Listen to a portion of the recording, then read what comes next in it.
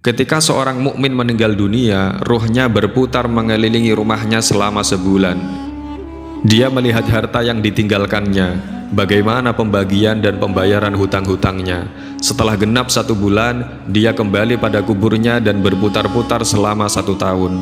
Maka dilihatnya orang-orang yang mendoakannya dan orang-orang yang bersusah hati atas kepergiannya.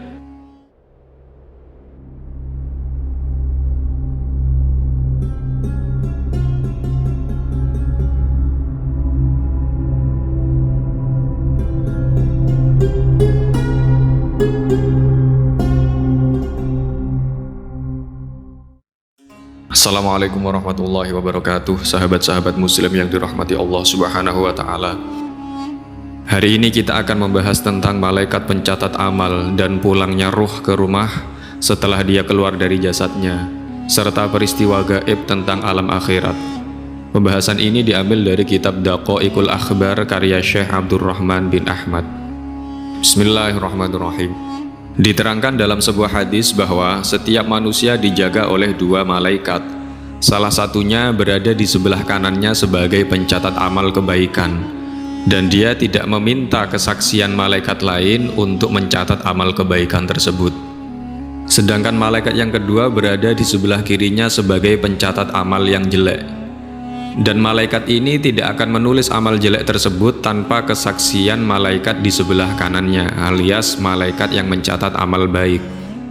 Maka jika manusia duduk, malaikat yang satu berada di sebelah kanannya dan malaikat yang lain berada di sebelah kirinya.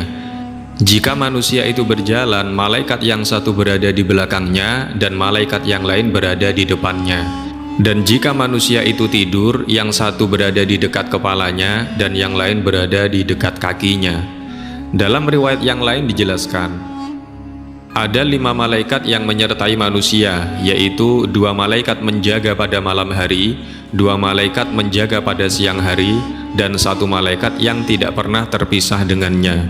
Hal tersebut sesuai dengan firman Allah subhanahu wa ta'ala, lahu mu'aqibatum min baini yadayhi wa min khalfih, yang artinya baginya manusia ada malaikat-malaikat yang bergantian menjaganya di muka dan di belakangnya. Yang dimaksud malaikat yang bergantian yaitu malaikat malam dan siang yang melindunginya dari jin, setan, dan manusia.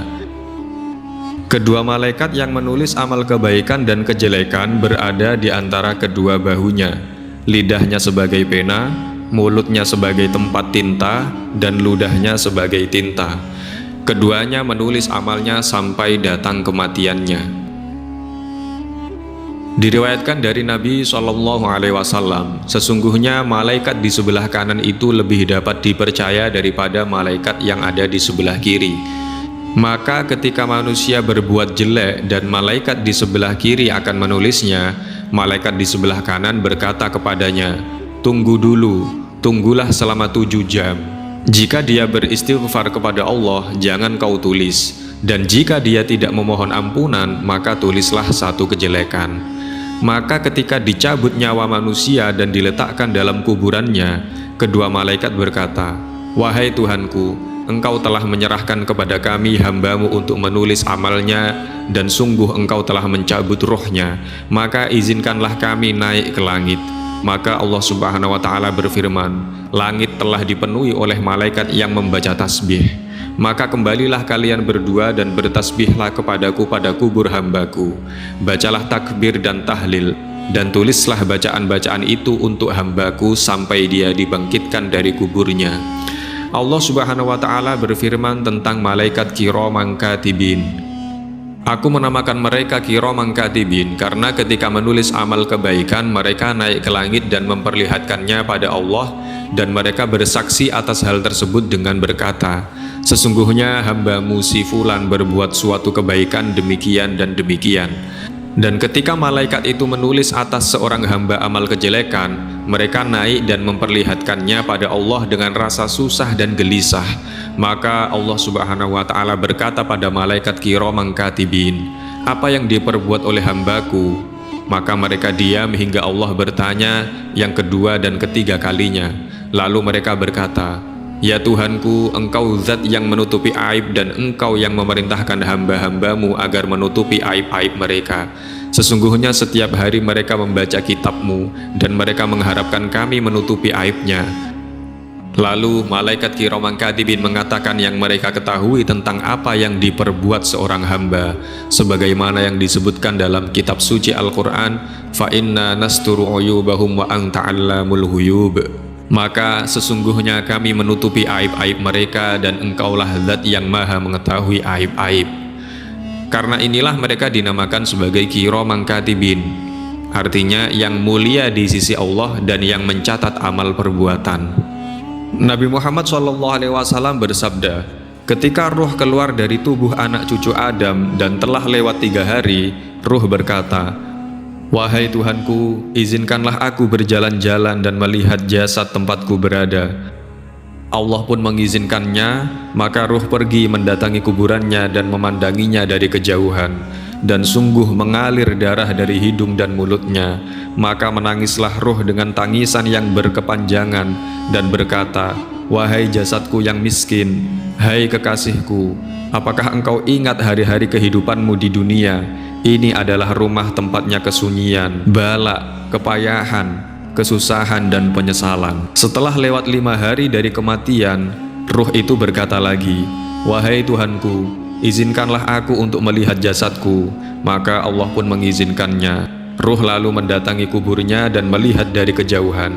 Dia melihat dari lubang hidung dan mulutnya mengalir air nanah. Maka menangislah dia dan berkata, "Hai jasadku yang miskin, apakah engkau ingat hari-hari kehidupanmu? Ini adalah tempatnya prihatin, kesusahan, cobaan, ulat dan kalajengking. Sungguh ulat-ulat itu akan memakan dagingmu, merobek-robek kulit dan anggota tubuhmu." Setelah lewat 7 hari kematian, ruh berkata lagi, "Wahai Tuhanku, izinkanlah aku untuk melihat jasadku." Allah pun mengizinkannya.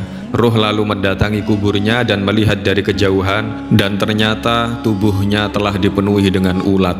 Maka ruh pun menangis dengan keras dan berkata, "Hai jasadku, apakah engkau ingat hari-hari kehidupanmu? Di mana anak-anakmu? Di mana kerabat-kerabatmu? Di mana istrimu? Di mana saudara-saudaramu? Di mana teman-teman dan tetangga-tetanggamu yang merelakan bertetangga denganmu? Hari ini mereka menangisi kamu dan menangisi aku." Diriwayatkan dari Abu Hurairah radhiyallahu anhu, ketika seorang mukmin meninggal dunia, ruhnya berputar mengelilingi rumahnya selama sebulan. Dia melihat harta yang ditinggalkannya, bagaimana pembagian dan pembayaran hutang-hutangnya. Setelah genap 1 bulan, dia kembali pada kuburnya dan berputar-putar selama 1 tahun. Maka dilihatnya orang-orang yang mendoakannya dan orang-orang yang bersusah hati atas kepergiannya. Setelah genap 1 tahun, ruhnya diangkat dan dikumpulkan dengan ruh-ruh yang lain sampai hari kiamat, yaitu hari ditiupnya sangkakala. Allah Subhanahu wa Ta'ala berfirman, "Tanazzalul malaikatu warruh." Turunlah pada malam itu para malaikat dan ruh. Dan dikatakan bahwasanya para malaikat tersebut turun membawa ruh dan roihan. Ada yang mengatakan bahwa yang dimaksud ruh adalah malaikat yang agung yang turun untuk melayani kaum mukminin. Sebagaimana firman Allah Subhanahu wa Ta'ala, "Yauma yaqumur ruhu wal malaikatu shaffa, la yatakallamuna illa man adina lahur rahmanu wa qala shawaba." Pada hari ketika dan para malaikat berdiri bersaf-saf, mereka tidak berkata-kata kecuali siapa yang telah diberi izin kepadanya oleh Tuhan yang Maha Pemurah dan ia mengucapkan kata yang benar. Dikatakan bahwa maknanya ruh adalah anak cucu Adam. Ada yang mengatakan bahwa ruh adalah malaikat Jibril, dan ada yang mengatakan bahwa ruh adalah ruh Nabi Muhammad SAW yang berada di bawah arasy dan memohon izin kepada Allah pada malam Lailatul Qadar untuk turun memberi salam kepada kaum mukminin, laki-laki dan perempuan. Ada juga yang mengatakan bahwa ruh yang dimaksud dalam ayat tatanazzalul malaikatu warruh adalah ruh para kerabat orang-orang yang mati, dan mereka berkata, "Ya Tuhan kami, izinkanlah kami turun ke rumah-rumah kami sehingga kami bisa melihat anak-anak kami dan keluarga kami." Maka turunlah ruh pada malam Lailatul Qadar sebagaimana kata Imam Ibnu Abbas radhiyallahu anhu. Ketika datang hari raya Idul Fitri dan Idul Adha, hari 10 Muharram, hari Jumat yang pertama pada bulan Rajab, malam nisfu Sya'ban, Lailatul Qadar dan malam Jumat, Ruh-ruh orang mati keluar dari kuburnya dan berhenti pada pintu rumah mereka, dan mereka berkata kepada para kerabatnya di depan pintu rumah mereka, "Berbelas kasihanlah kalian pada malam yang penuh barokah ini dengan sedekah dan sesuap makanan pada orang yang membutuhkan, maka sesungguhnya kami sangat membutuhkannya. Jika kamu bakhil dan tidak mampu bersedekah, maka ingatlah kami dengan membaca surat Al-Fatihah pada malam yang barokah ini. Apakah ada seorang yang mengasihi kami? Apa ada orang yang ingat pengembaraan kami? Wahai orang-orang yang mendiami rumah kami, wahai orang-orang yang menikahi istri kami, wahai orang yang menempati gedung kami yang luas dan sekarang kami dalam kubur yang sempit, wahai orang-orang yang membagi harta kami, wahai orang-orang yang mensia-siakan anak yatim kami, apakah salah seorang dari kalian tidak ingat pengembaraan kami? Buku catatan kami yang telah ditutup dan buku-buku kalian yang masih terbuka, dan tidak ada bagi mayat secarik kain pun dalam liang lahat. Maka janganlah kalian lupa secuil dari roti kalian dan doa kalian. Sesungguhnya kami membutuhkan kalian selamanya." Jika si mayit menemukan sodakoh dan doa dari mereka, maka kembalilah dia dengan senang dan gembira, dan jika tidak mendapatkannya, maka kembalilah dia dengan susah hati, kecewa, dan merasa telah dilupakan mereka. Sahabat-sahabat muslim yang dirahmati Allah Subhanahu wa Ta'ala, dalam kitab ini dijelaskan tentang keberadaan ruh itu bertempat. Telah dikatakan bahwa sesungguhnya ruh berada pada tempat berkumpulnya hewan, tidak pada semua badan, tetapi pada sebagian dari bagian-bagian yang tidak bisa dibuktikan dengan dalil. Dengan dalil bahwa apabila suatu tubuh mengalami luka yang banyak atau parah, kadang-kadang tidak mati. Akan tetapi ada yang terluka pada satu tempat saja dari tubuhnya, menyebabkan dia mati karena luka yang ringan tersebut. Dan ada yang mengatakan bahwa ruh menempati seluruh anggota badan, karena sesungguhnya mati berada pada seluruh anggota badan. Sebagaimana firman Allah Subhanahu wa Ta'ala, "Qul yuhyihalladzi ansha'aha awwala marrah." Katakanlah, ia akan dihidupkan oleh Tuhan yang menciptakannya yang pertama kali. Maka jika ada pertanyaan, apakah perbedaan antara ruh dan rawan? Maka Kiai Musonef menjawab, dia adalah satu, tidak ada perbedaan di antara keduanya. Seperti badan dengan tangan, itu satu. Hanya saja tangan bisa bergerak ke sana kemari, sedangkan badan tidak bisa bergerak sama sekali. Begitu juga rawan, bisa bergerak ke sana kemari, dan ruh tidak bisa bergerak sama sekali. Adapun tempat ruh di dalam jasad itu tidak dijelaskan, sedangkan tempat rawan adalah di antara kedua alis. Maka ketika ruh hilang, matinya seseorang tidak bisa diragukan lagi. Dan ketika rawan hilang, maka tertidurlah seseorang. Sebagaimana ketika air dituangkan pada wadah dan diletakkan di rumah, matahari menerpanya dari lubang sorotan matahari pada atap, dan wadah itu tidak berubah atau bergerak dari tempatnya. Maka begitulah ruh yang menempati badan, dan dia disoroti oleh rawan yang berada di arash. Maka jika dia bermimpi dalam tidur, berarti rawan berada di alam malakut. Adapun tempat ruh sebelum dicabut, ada yang mengatakan tempatnya adalah pada lubang sangkakala yang jumlahnya sebanyak bilangan seluruh hewan yang diciptakan sampai hari kiamat. Jika bahagia dia berada di situ, dan jika tersiksa juga berada di situ. Dikatakan bahwa ruh kaum mukminin berada di perut burung yang berwarna hijau yang berada di surga Illiyin, yakni surga tertinggi. Sedangkan ruh orang-orang kafir berada pada perut burung yang hitam yang berada di neraka. Sedangkan ruh anak orang-orang muslimin berada di perut burung-burung kecil yang ada di surga. Dan ruh anak-anak orang musyrik berputar-putar di surga. Tidak ada tempat baginya sampai hari kiamat. Ruhnya orang-orang yang mempunyai hutang dan orang-orang yang zalim tergantung di angkasa. Tidak sampai ke surga dan tidak di langit, sampai dibayar hutangnya dan perbuatannya yang zalim. Dikatakan bahwa ketika ruh orang-orang mukmin dicabut, malaikat rahmat mengangkatnya ke langit ketujuh dan memuliakan dan menguatkannya. Maka terdengarlah seruan yang berseru dari sisi Tuhan yang Maha Pengasih. Tulislah dia pada surga Illiyin, lalu kembalikanlah ke bumi. Malaikat lalu mengembalikan ruh pada jasadnya dan membukakan untuknya pintu surga, sehingga dia melihat tempatnya di surga sampai datang hari kiamat. Adapun ruh orang-orang kafir setelah dicabut, malaikat azab mengangkatnya ke langit dunia, tapi pintunya terkunci. Maka turunlah perintah untuk mengembalikannya pada tempat jasadnya.